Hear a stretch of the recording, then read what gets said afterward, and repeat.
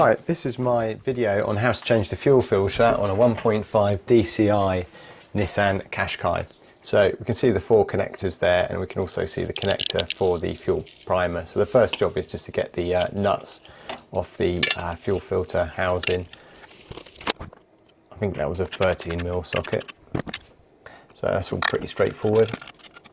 These connectors, some of them you can squeeze with your fingers, but some are a bit awkward. That one's the easy one to get off, but the others are a little bit awkward. So what I found was easier to do was to use a screwdriver just to push either side of the clip to release it. So you push it initially and then you just screwdriver down and pull it out. So anyway, that's the housing removed with that main pipe. That's one pipe that goes over. I made a mistake on this actually. So just remember that the pipe on the left is the one that goes over the fuel filter housing before you put the pipes back, but you'll see it later.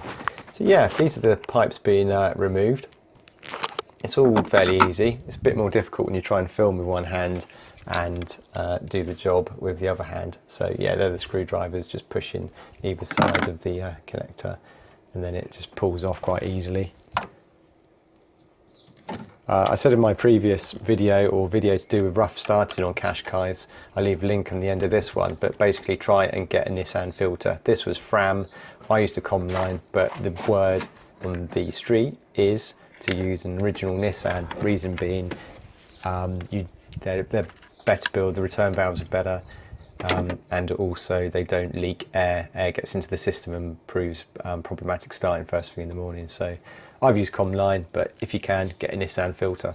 A bit more expensive, but worth it if you want your car to start. So all the pipes removed, the housing removed, and then it's the clamp. The clamp comes off fairly easy. And then we just need to pull it out of that clamp. There's the water release valve at the bottom of the filter, so just open the clamp up with your hands and then that just all comes out. And don't worry, the diesel in the bottom, just clear that out with a cloth. So yeah, that's an old Fram filter. I think it was causing problems with the starting of the car. You'll see it in the video link at the end. But yeah, this is the Comline filter. I've used Comline filters, air filters, pollen filters and fuel filters and oil filters, and they've all been fine, so there's no problems with them I found in the past, and looking at that, it looks fine. So we just need to put it in the same position that the other one was in.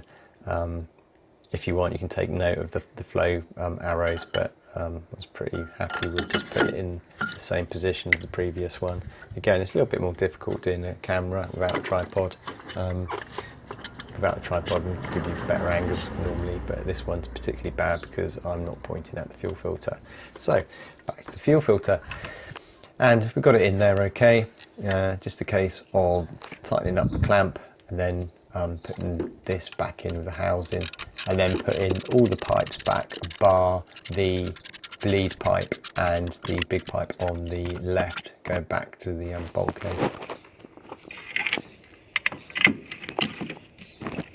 The other thing you want to make sure is just no pipes are rubbing against any sharp metal where possible. And if it is, just have a look at any previous wear, just to make sure you haven't got any holes developing, which could cause, again, problems with fuel starvation.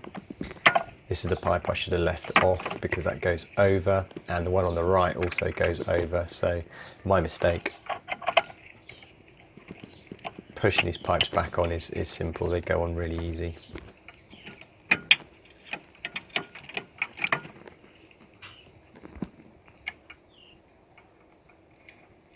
But doing it one hand is a challenge, as you can see.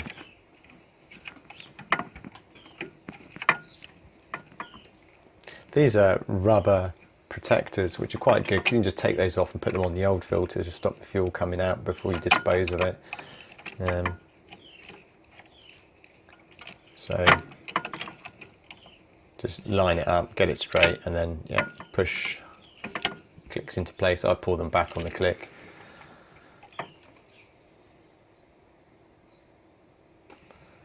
We're sort of nearly there.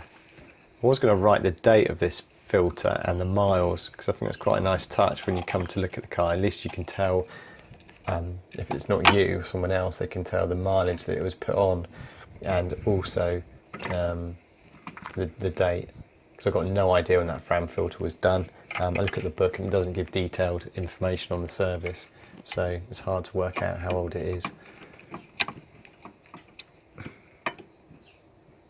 So we're almost there, apart from my little mistake.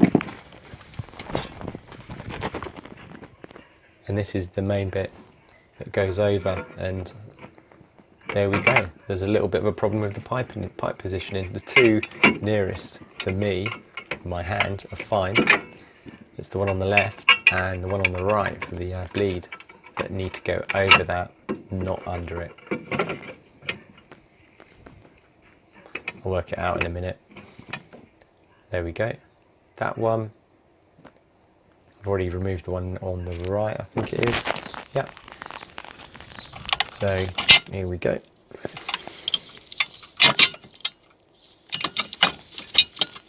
Pop it on the bolt threads.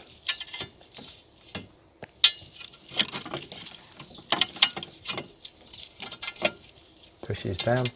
This is probably a 5-minute job.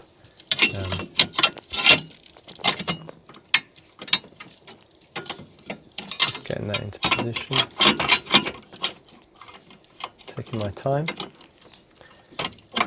The diesel doesn't, when you disconnect these pipes, don't worry about it like spraying out, because it's the low pressure side, it's not the pressurized part of the system, so it doesn't spray out at all. You just you get a couple of drips. I had a piece of paper, but the drips are minimal. So here we go, just connecting up that primer bulb connection, pushing that into place. It's worth checking for any leaks after you've done all this. Also, we need to prime the system with the primer bulb to make sure that there's diesel fuel in that filter, because it's bone dry at the moment. You do not want to be turning the engine over with no fuel going through the fuel pump. It's not good. It relies on the fuel for lubrication. So all the pipes are back on, just checking it all. We need to put the nuts back on to secure it in place. And then once the nuts are back on, we do a little bit of priming to get the fuel in place. And then once that's in place, we just need to turn the engine over a few times for it, and then it just bursts into life. So just checking that primer bulb.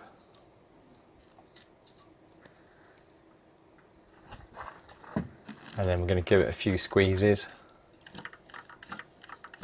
Quite a few squeezes. It should go hard when it can't take any more diesel, and keep on looking out for any leaks, but you shouldn't have any unless, like I said earlier, there's like tiny holes in the pipes, or those connectors aren't on properly. And that's about it. Next thing to do is just go into the car and start it. Hesitation on start, but the fuel's in the system and the engine started, and that's it from now going forward. So I hope you like the video. Don't forget to rate, subscribe, and also if you are having problems starting your car, look at the link at the end of this video and give that a watch, because it covers the fuel filter again, and it also just covers the primer bulb and my findings so far on sorting out the car starting problem in my car. Thanks for watching. See you on another one. Bye.